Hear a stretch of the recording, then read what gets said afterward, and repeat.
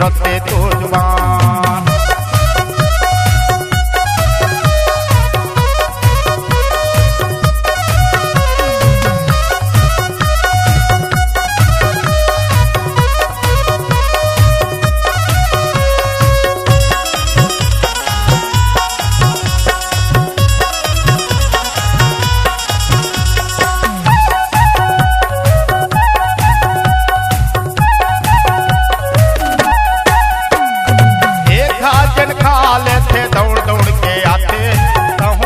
खा लेने तो पाछो पछतावे, एक हाथन खा लेते दौड़ दौड़ के आते, कहूँ हर खा लेने तो पाछो पछतावे।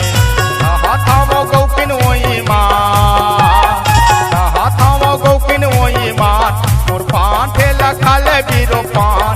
अलबेली रंगरेली मधुरते तो जुबान, अलबेली रंगरेली मधुरते तो जुबान।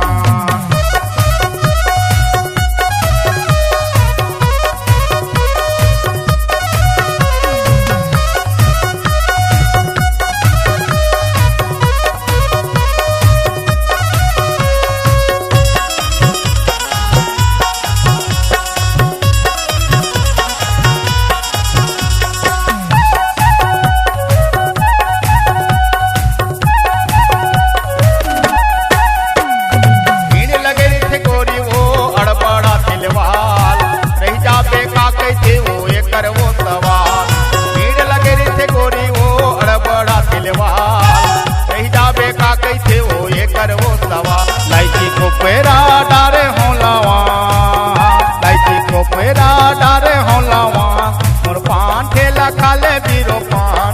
अलबेली रंगरेली मधुरते तो जुबान, अलबेली रंगरेली मधुरते तो जुबान।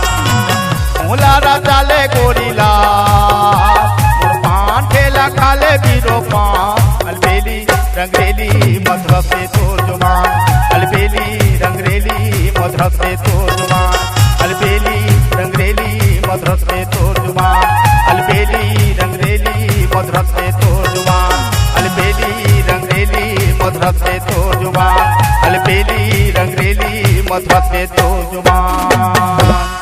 दगाबाज की सफलता के बाद बाबू संतोष डोंगहार का एक नया धमाका, मोर दीवानी मोर मयारू, जिन पर स्वर है बाबू संतोष डोंगहार, भूरी सुनीति डोंगहार और हरि शंकर कौशिक और संतोषी दीवान।